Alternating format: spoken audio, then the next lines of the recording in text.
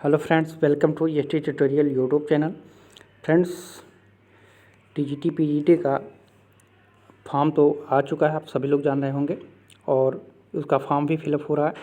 तो अब हम सब जो है तैयारी जोर शोर से करेंगे। ठीक है, तो नागरिक शास्त्र से जो लोग सिविक्स से इस परीक्षा की तैयारी कर रहे हैं टीजीटी पीजीटी के लिए, उनके लिए ये वीडियो काफ़ी हेल्पफुल है। तो इस वीडियो को अंत तक ज़रूर देखिएगा, और इसमें जितने भी प्रश्न आएंगे आपके लिए बहुत ही हेल्प करेंगे।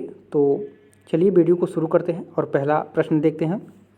और ये पहला प्रैक्टिस सेट है। इसके अगले वाले भाग में जो है दूसरा प्रैक्टिस सेट लाया जाएगा, जो एग्ज़ाम की दृष्टि से ही बनाया जा रहा है यह प्रैक्टिस सेट।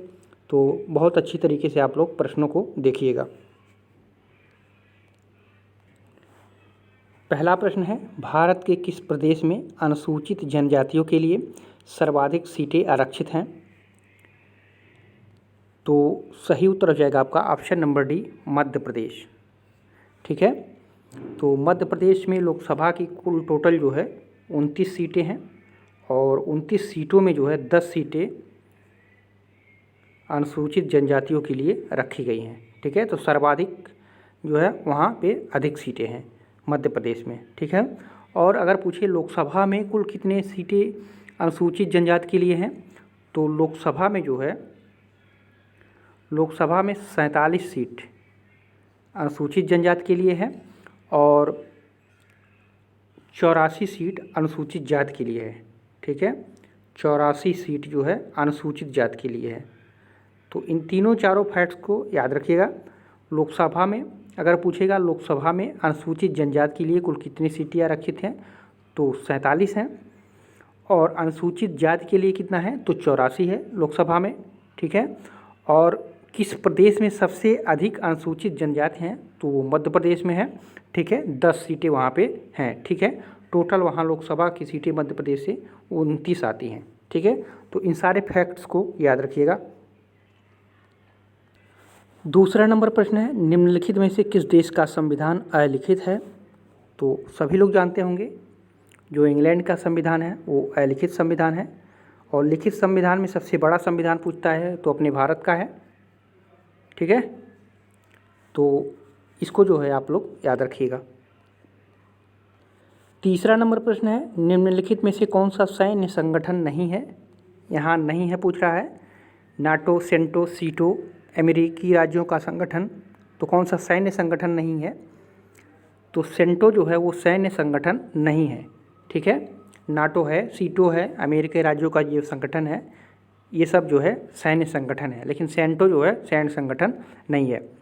ठीक है, तो नाटो का कभी कभी पूछ देता है नाटो की स्थापना कब हुई थी, तो इसको याद रखिएगा 1949 को। ठीक है, और इसका जो मुख्यालय है वो ब्रुसेल्स यानी बेल्जियम में। ठीक है, तो इन दोनों को याद रखिएगा। और जो सीटो है इसकी स्थापना जो है 1967 में हुई थी। ठीक है, और इसकी राजधानी जो है जकार्ता में है। ठीक है, तो कभी कभी इन दोनों का सन पूछ देता है, या कौन सा संगठन नहीं है ये भी पूछता है प्रश्न, कई बार पूछा है। तो इन दोनों का सन और जो है मुख्यालय भी याद रखिएगा, इसका जकार्ता है, इसका ये ब्रुसेल्स है। ठीक है, चौथा नंबर प्रश्न है, निम्नलिखित में से कौन अंतर्राष्ट्रीय राजनीति के आदर्शवादी दृष्टिकोण का समर्थक नहीं है? यहाँ पे प्रश्न पूरी तरीके से गलती पूछा गया था। 2015 में ये पूछा गया चुका है। ठीक है, असिस्टेंट प्रोफेसर प्रवक्ता भर्ती परीक्षा में। तो इसमें जो है ये तीनों नहीं है, ए नहीं है, बी नहीं है, डी नहीं है। तीनों ये जो है अंतर्राष्ट्रीय राजनीति के आदर्शवादी के दृष्टिकोण से समर्थक नहीं है, सिर्फ है तो सी। ठीक है, अब इसमें पूछा जाना चाहिए था कौन सा समर्थक है, तब हो जाता जेम्स साटवेल। ठीक है, तो ये जो है ये तीनों नहीं है, आप लोग याद रखिएगा, ये तीनों नहीं है। जो अंतर्राष्ट्रीय राजनीति के आदर्शवादी दृष्टिकोण का समर्थक था वो जेम्स साटवेल था। ठीक है, यहाँ पे ये नहीं लगा कि जो है प्रश्न को जो है उल्टा कर दिया है, तो इसको याद रखिएगा आप लोग। तो इसमें से कौन नहीं है, तो ये तीनों नहीं है, तो 300 ऑप्शन सही नहीं होगा। ठीक है, सिर्फ एक ही है, तो ये जो है समर्थक है। ठीक है, यहाँ पे है पूछा होता तो जेम्स साटवेल हो जाता, लेकिन ये प्रश्न ही गलत था। ठीक है। इस पे जो है आयोग द्वारा कोई मतलब सबको जो है कॉमन नंबर दिया गया था। लेकिन आप लोग जान लीजिए कि आदर्शवाद का जो समर्थक है तो सिर्फ जेम्स शार्टवेल है, और ये तीनों जो है नहीं है। 5वां नंबर प्रश्न है, सौदेबाजी सिद्धांत का आधार क्या है? तो जो सौदेबाजी होती है वो संधि के द्वारा होती है, ये तो आप लोग जान ही रहे होंगे, ठीक है। तो संधि वार्ता के द्वारा जो है सौदेबाजी का सिद्धांत इस पर आधारित है। तो ए ऑप्शन आपका इसमें सही हो जाएगा। 6वां नंबर प्रश्न है, यूरोपियन एकता आंदोलन का जनक है, ठीक है। यहाँ पर भी ये क्वेश्चन गलत माना गया था। तो यूरोपियन एकता आंदोलन के जनक 3 थे, कर्नाड थे, रॉबर्ट थे, जीन थे, ये तीनों थे। यहाँ प्रश्न इसका पूछना चाहिए था कि यूरोपियन एकता आंदोलन का जनक नहीं है, ठीक है। प्रश्न ही उल्टा कर दिया था, वहाँ है पूछना चाहिए था तो वहाँ नहीं कर दिया था, या नहीं पूछना चाहिए था तो यहाँ पे है पूछ दिया है, ठीक है। तो दी गाल जो था ये यूरोपियन एकता आंदोलन का जनक नहीं था, ठीक है। और ये तीनों थे। तो यहाँ पे 2 क्वेश्चन मिस हुआ था और दोनों पे आयोग द्वारा जो है कॉमन नंबर दिया गया था, ठीक है। तो यूरोपियन एकता आंदोलन का जनक कर्नाड एडेन्योर थे, रॉबर्ट शुमैन थे और जीन मोनेट थे, ठीक है। दी गाल नहीं थे, तो यहाँ पे नहीं लगाना चाहिए था। तो आप लोग समझ सकते हैं, इसको जो है आप लोग देख लीजिएगा। 7वां नंबर प्रश्न है, भारत सोवियत संघ शांति मैत्री व सहयोग संधि पर किस वर्ष हस्ताक्षर किए गए थे? तो ये आप लोग जानते होंगे 1971 वाला घटना को, ठीक है। तो ये 1971 में जो है भारत सोवियत संघ शांति मैत्री व सहयोग संधि पर जो है हस्ताक्षर हुआ था 1971 में। 8वां नंबर प्रश्न है, निम्नलिखित कथनों पर विचार करना है और गलत उत्तर इसमें से छांटना है। यहाँ पर गलत भी दिया है उपरोक्त कथन में से, तो कौन सा उत्तर इसमें गलत होगा? तो पहला ऑप्शन में है, उदारवादी वर्गाय अधीनस्थ के यंत्र के रूप में नौकरशाही की आलोचना करते हैं। तो आलोचना नहीं करते थे बल्कि सपोर्ट करते थे, तो ये गलत हो जाएगा पहले, ठीक है। 9 दक्षिण पंथ नौकरशाही की स्वार्थी और अयोग्य के रूप में व्याख्या करता है, तो ये बिल्कुल सही है। और तीसरा है, मार्क्सवादी खुलेपन और दायित्व बोध की कमी के लिए जो है नौकरशाही की भर्त्सना करते हैं, तो ये भी जो है गलत है। तो ऑप्शन नंबर 1 और 3 दोनों आपका इसमें गलत हो जा रहा है। तो कूट कौन सा कूट सही हो जाएगा? तो सी नंबर कूट का आपका सही हो जाएगा। पहला और तीसरा गलत है, सिर्फ दूसरा इसमें से सही है। 9वां नंबर प्रश्न है, नाटो व वर्साय संधि के मध्य निःशस्त्रीकरण संधि कब की गई थी? तो नाटो और वर्साय के संधि आप लोग याद होगा, तो ये जो हुआ था वो 1990 में हुआ था, ठीक है। 1990 में हुआ था नाटो व वर्साय संधि। और 1971 में कौन सा हुआ था? अभी हम लोग पिछले क्वेश्चन में पढ़े हैं। तो पिछले क्वेश्चन में जो हम लोग पढ़े थे, तो भारत सोवियत संघ शांति, ठीक है, 1971 में। तीन दोनों को याद रखिएगा, इन दोनों को जो है एक एक बार करके पूछा जाता है, हमेशा पूछा जाता है। नाटो वर्साय संधि 1990 में और भारत सोवियत संघ शांति मैत्री 1971 में, इन दोनों पॉइंट्स को याद रखिएगा। 10वां नंबर प्रश्न है, किसने कहा कि शक्ति एक विशेष प्रकार का प्रभाव है जिसके न पालन करने पर घोर हानियाँ उठानी पड़ती हैं? तो ये बहुत ही अच्छा स्टेटमेंट है और ये बहुत ही पॉपुलर है। तो ये किसके द्वारा कहा गया था? तो ये रॉबर्ट डहाल के द्वारा कहा गया था। उन्होंने ही अपने पुस्तक में कहा था कि शक्ति एक विशेष प्रकार का प्रभाव है जिसके न पालन करने पर जो है घोर हानियाँ उठानी पड़ती हैं। 11 नंबर प्रश्न है, निम्नलिखित में से किस पुस्तक की रचना बेंथम ने ब्लैक स्टोन की पुस्तक the commentaries on the laws of England की आलोचना करने के लिए किया था? तो वो पुस्तक थी आपका ए फ्रेगमेंट ऑन गवर्नमेंट, ठीक है।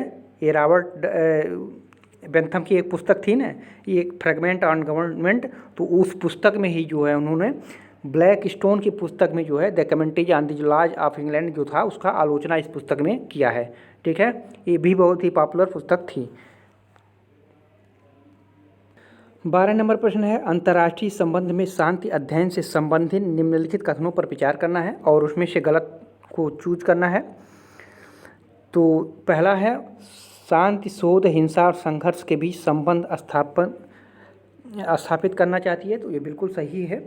ठीक है, और शांति शोध यह मान्यता है कि संघर्ष को मानवीय समाज से समाप्त किया जा सकता है, तो संभव नहीं है। ठीक है, समाप्त किया जाए। शांति शोध संघर्ष की अपरिहार्यता में विश्वास करता है, तो ये भी बिल्कुल जो है गलत है। केवल एक आपका सही है, तो बी कूट आपका इसमें से सही हो जाएगा। दूसरा और तीसरा दोनों आपका इसमें गलत है। 13 नंबर प्रश्न है, कोलंबो समझौता 1962 का संबंध है, तो किससे संबंध था कोलंबो समझौता? तो जो कोलंबो समझौता 1962 में हुआ था वो भारत और चीन सीमा विवाद के समय हुआ था। ठीक है, समझौता में हुआ था। भारत चीन सीमा विवाद से संबंधित है कोलंबो समझौता, जो 1962 में नेहरू और चाइल्ड के बीच में हुआ था। ठीक है, तो ए ऑप्शन इसमें आपका सही हो जाएगा। 14 नंबर प्रश्न है, डिलेमास ऑफ पॉलिटिक्स नामक पुस्तक की लेखक कौन है? तो डिलेमास मार्गेंथाउ का था, आप लोग पढ़े होंगे। ठीक है, तो इन सभी पुस्तकों को जो है बार बार कहीं लिख के हमेशा देखते रहिएगा, याद रहेगा। डिलेमास ऑफ पॉलिटिक्स मार्गेंथाउ का बहुत ही प्रसिद्ध पुस्तक थी, और इसमें जो है किसका पूर्वी और पश्चिमी राज्यों के विकास की वर्णन भी इसमें जो है मिलता है, तो ए ऑप्शन आपका इसमें सही हो जाएगा। 15 नंबर प्रश्न है, निम्नलिखित में से कौन सा सीटों का एक अंग नहीं है? तो सीटों, अभी हम लोग पढ़े हैं सीटों की स्थापना कब हुई थी? सीटों का स्थापना 1967 में हुआ था।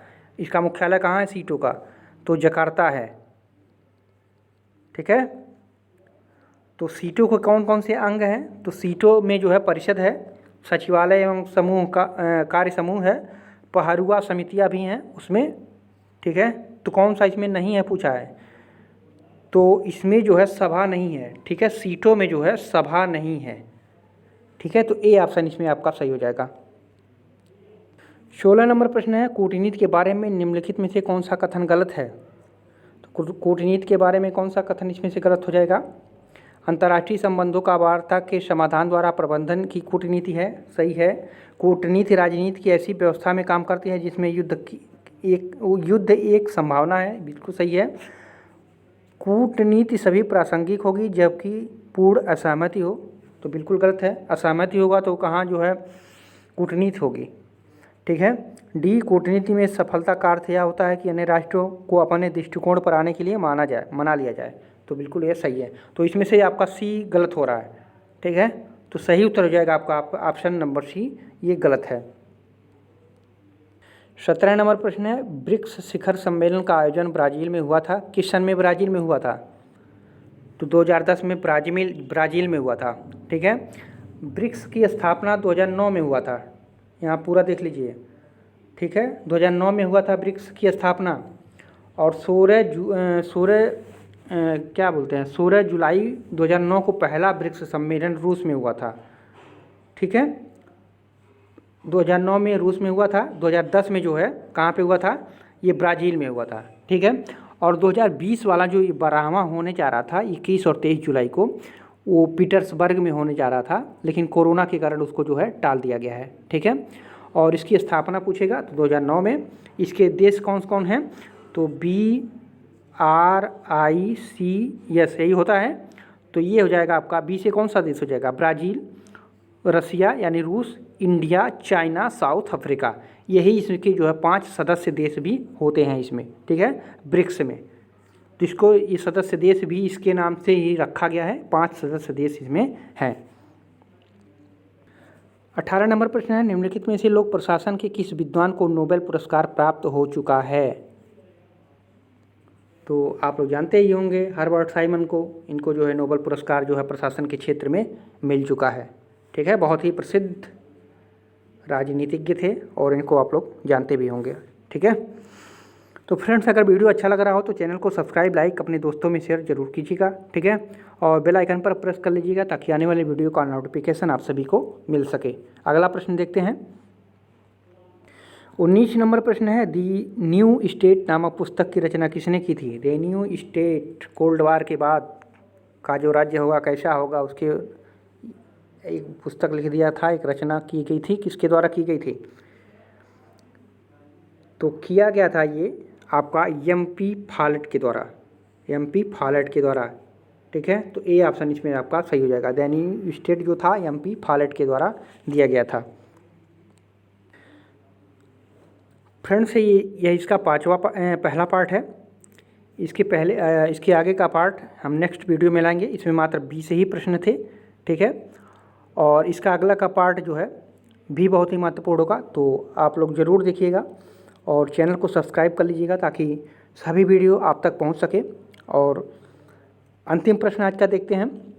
निम्नलिखित में से कौन सा अनौपचारिक या अंगूरलता संचार का उदाहरण है? तो जो अनौपचारिक संचार होता है, कहते हैं ना गाँव में बैठ बैठ के इधर उधर गप्पे मारना, तो ये एकल छोर होता है। गप्पे मारना भी होता है, संभावना भी होता है। ठीक है, संचार का संभावना भी बनाई जाती है। गप्पे मारना तो होता ही है, एकल छोर भी होता है। तो इसमें अर्थात कुल मिलाजुल कहा जाए तो उपयुक्त सभी सही हो जाएगा। ठीक है, ये जो सभी हैं, एकल छोर है, गप्पे मारना है, संभावना है, ये सभी जो है अनौपचारिक संचार या अंगूरलता संचार में का एक उदाहरण होता है। ठीक है, तो आप सभी को बहुत बहुत धन्यवाद पूरा वीडियो देखने के लिए। फिर मिलते हैं अगले वीडियो में। जय हिंद, जय भारत।